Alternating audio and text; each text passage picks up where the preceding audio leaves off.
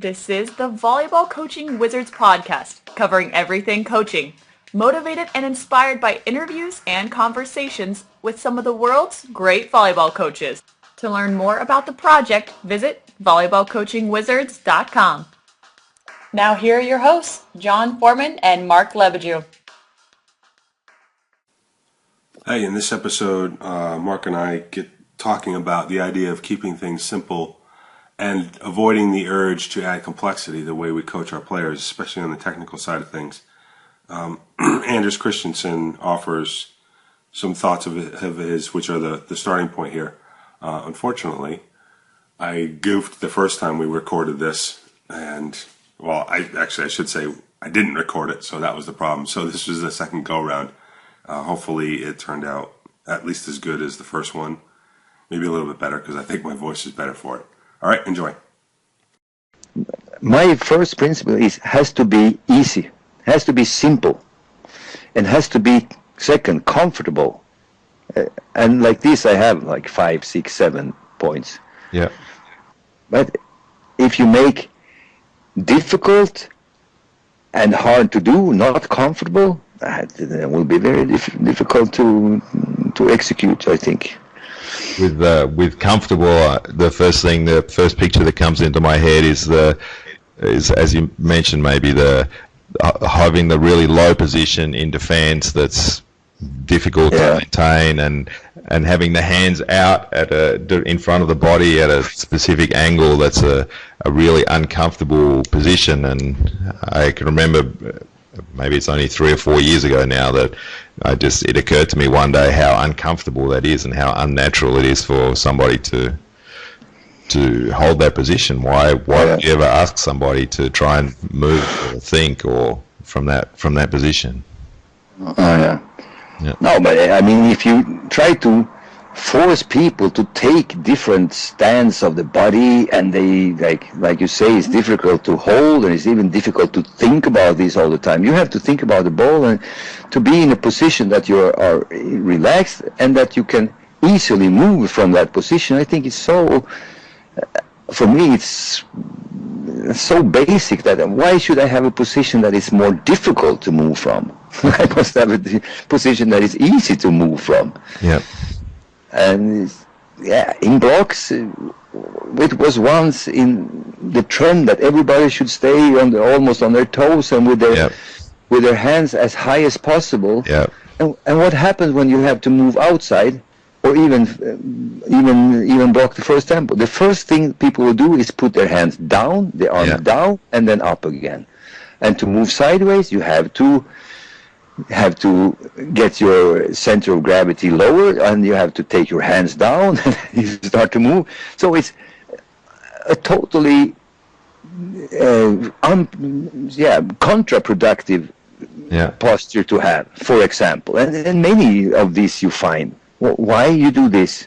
And but somebody told me I should stay here if they play first tempo. And what do you do then?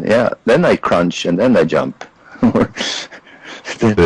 It's, if you just think about it, the solutions are mostly simple.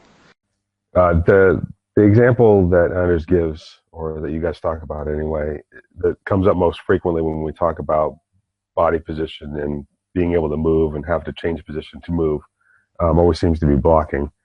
And I can remember coaches once upon a time, I can't remember when this started or when it might have finished in certain places, but teaching what they call, the tippy toe blocking technique in middles, where they had their hands up fully extended and they were basically on their toes in order to try to defend against the quick attack, while at the same time, theoretically, still being able to transition to block outside should that quick attack not come.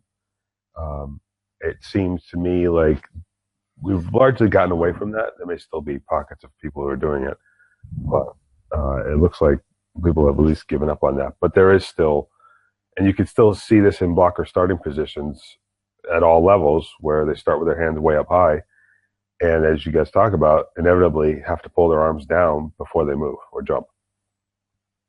Yeah, on that particular note about the hand positions, I remember the first time I heard the contrary opinion when somebody had done a video analysis of the best players in the world and discovered that every single one of them on every single instance brought their hands down before they put them up again. So it turns out to be actually impossible to press from that position with your hands above your head. So the next logical step is to bring hands to a lower position, that you just make one movement from low to high, and that's what we see a lot more now at the higher level. But as you say, at other levels, you can still see the holding the hands high version. Well, even blockers, when they kind of set their initial position, especially when they're in service, you see them all, and I know some of it is, we won't call it screening because screening is illegal, but it's actually not. Well, it is screening, but under a very, very peculiar set of circumstances. Right. The act of actually screening by the rules is illegal, so they're not screening; they're just putting their hands up. But then again, they take them down as soon as anything starts to happen. So, it's kind of what's the point? What are you doing? And, and never mind what happens when they actually, turn to go outside. The hands automatically come down as soon as they make the turn. To make a cross step, the hands have to go down. Otherwise, you end up with some kind of, I don't know, Irish dancing. Yeah, I'd like to see somebody actually try it and see what it looks like. Sensation. I'm sure I've seen it. The other area for me, and you guys talked about this a little bit, is in defense, where people just get or can get very, very low. And I've seen even liberos in the men's game whose starting position, just when they're in base, is ridiculously low. And I'm just looking at them going, how in the world do you think you can move from that position? I completely agree, and the position that people get into is in defence in lots of cases. I think is ludicrous is a word that springs to mind, and as you mentioned with blocking, to have the feet on the toes or to have a weight on the toes in blocking seems pretty dumb, but in defense, what you often see is weight forward is interpreted as heels off the ground, which, a ballet dancer can move from that position, but only after 15 years of practice. And for a volleyballer, from there, you're in no position to move at all. Right. And of course, there's the balancing line that a lot of us coaches deal with between getting players to actually bend their knees on defense versus just, bending at the waist. The lazy version of defense, especially for tall players. Yeah. And the other one is the hand position even. And you see this, and there's, I'm sure, although I haven't counted them, but I'm sure there are dozens of videos on the internet of coaches teaching their players to be in defense with their hands held high and their palms up and all sorts of weird, uncomfortable positions. And we're talking about simple and comfortable, and I'm convinced that the easiest position from which to do anything is a comfortable position. Right, yeah, and I think we as humans, and not just coaches, but just generally as a species, seem to like to build complexity into everything that we do. There's this overwhelming need to in order to improve something, you have to make it more complicated. When in reality, a lot of the times, it's the complication that's making it hard to make anything better. You end up having to strip out all the complication before you can make legitimate changes. And in some cases, start over from scratch.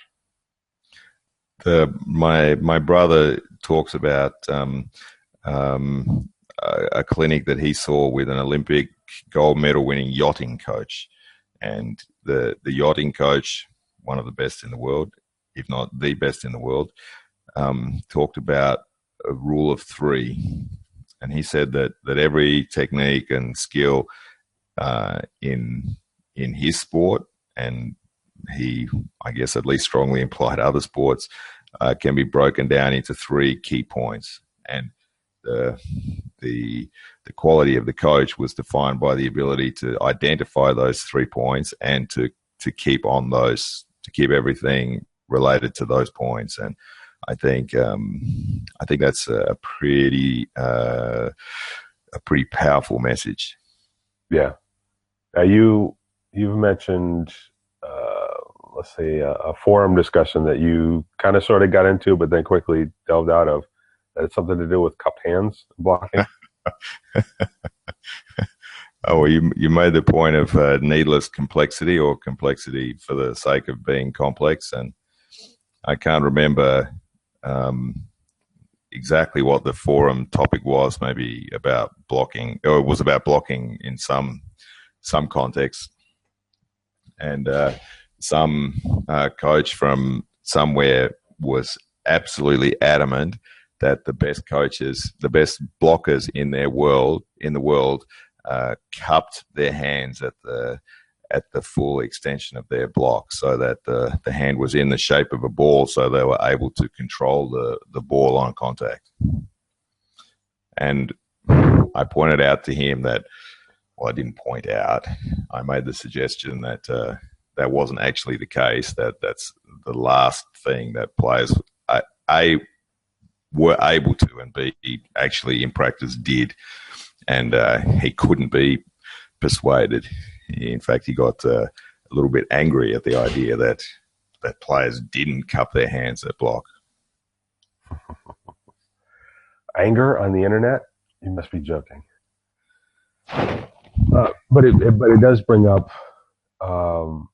Did you notice my deep breath then as I composed myself? Yeah, but these examples that come up when people are coaching things, or in seminars when they're showing why they coach certain things or think they should be coaching certain things, brings up just it's something that I've heard of in another context, from the perspective of the well-chosen example, where you naturally pick things that tend to confirm what your hypothesis is, but at the same time, there's another element to it, in that just because we see the top players doing things a certain way doesn't mean that's necessarily the best way to do it. It may be the best way to do it for them, may not be the best way to do it for every player, because there may be dozens, thousands, hundreds of thousands of other players doing it the same way who aren't nearly as good. We have to factor in the fact that if you're looking at guys at the top level of the game playing for the national team or playing for the elite clubs, there are other elements at work. It's not just about how they mechanically execute that given skill. No, but what you more often see on the aforementioned blogs, etc., is the ignoring of what the best performers do on the basis of, well, they're the best performers, they can get away with doing it some different way. And that I find to be about the most illogical argument I can think of. So you can't watch good players doing something because they just do it wrong. They're just good players because they're good players. And that's the other end of the argument. The good players are good players because for mental reasons, for physical reasons, but also for mechanical reasons. And if they do something a certain way, it's because they have an innate, or they have an advantage from doing it that way. And coaches who ignore that for whatever reason, I think at the very least cutting off their nose to spite their faces. Right. Well, now to that end, we bring up a certain Ingabeth who defies logic, shall we say, in certain things that he does. And you've even kind of jokingly said you almost one day let your players practice doing one of the things that he did in a match.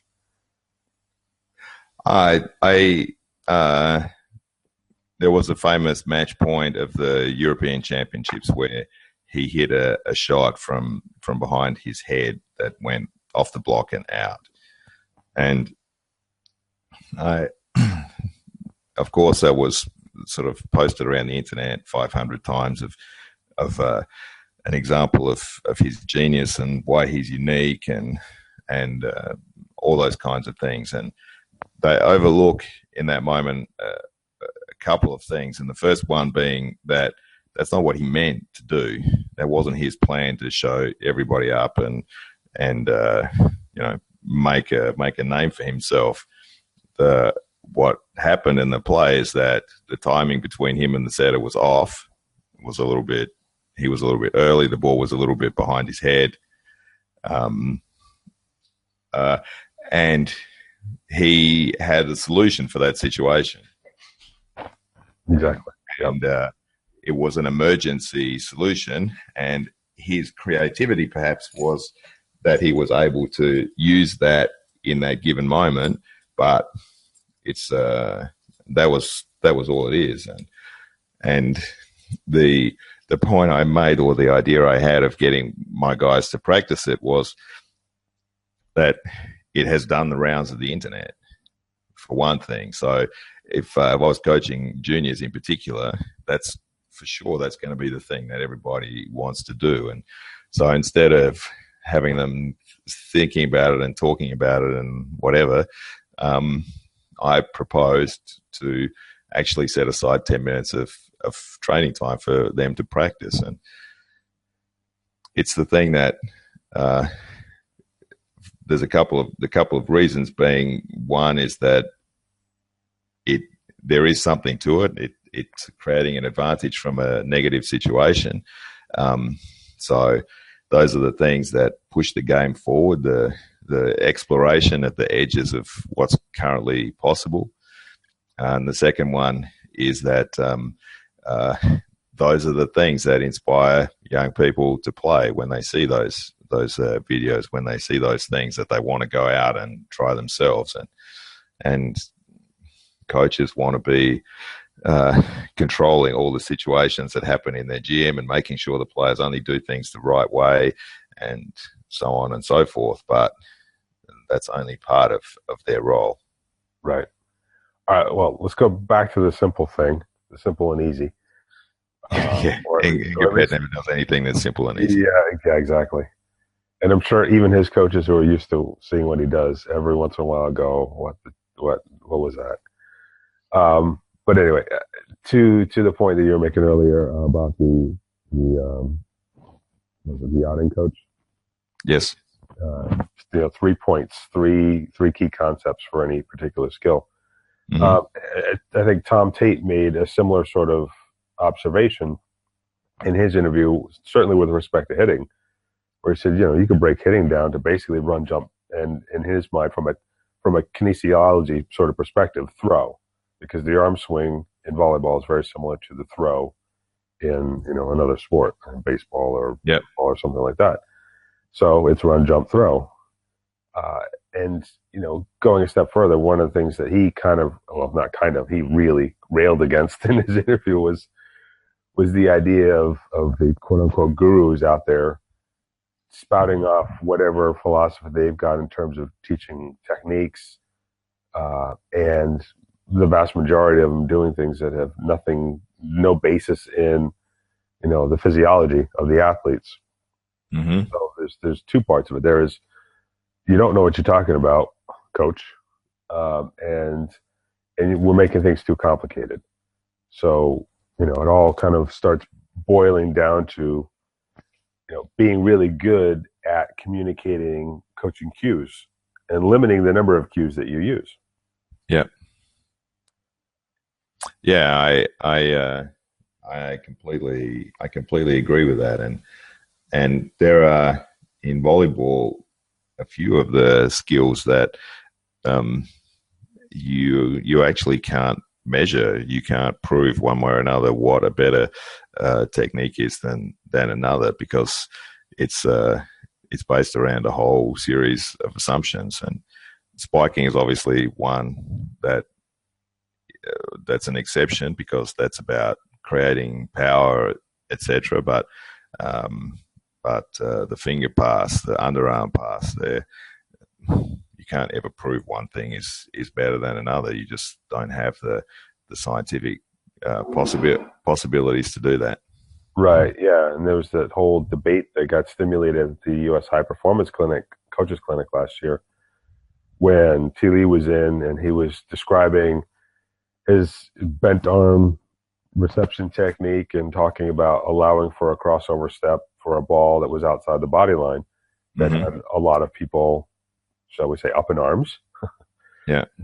Not to pun too much, I hope. Just, in horror, the idea, how can you do serve receive without straight arms and locked elbows, and how can you possibly use a crossover step, to pass the ball? It's just, that doesn't work. And you and I kind of talked about the idea of a lot of this stuff a lot of serve receive being developed at a time when serves were not nearly as powerful as they are today, even at lower levels. If you're coaching 12 and unders or 14 and unders, then the kids have more time to do stuff, but at the same time, they're younger and they don't move as quickly. At the upper levels of the game, both men and women, the time from serve contact to passer contact doesn't allow for a lot of the really nice, clean mechanics that a lot of coaches seem to want to teach. Yeah, you hear, or I hear often, that the technical level of players is much lower than it used to be, and that the players in the 80s and 90s had a much higher, a much better technical level, to which I find a completely ridiculous idea, because the game is the game, and the game is much faster and more dynamic, and so on, and the technical level must, by definition, be at an extremely high level to cope with the demands of the game. And I think often I've written about this, talked about this a lot, is that people confuse aesthetics, the aesthetics of a movement, what it looks like, with its effectivity, with its effectiveness, and the two things are not the same. Right. And bringing Tom Tate back in, one of the points that he made in his conversation was, when it comes to serve receive, or defense for that matter, it's platform angle. That's at the end of the execution. That's what matters, because that's going to determine where the ball goes after it makes contact with you. Everything else is just preparation. Exactly. The only thing that counts in the end is the angle of the part of the arm that contacts the ball to the target, and the target is the angle between those three objects. That's the only thing that counts. Everything else is just aesthetics and an argument over which is the best way to get to that contact position. Right. Just out of curiosity, when was the last time you saw a true two-person serve receive executed? I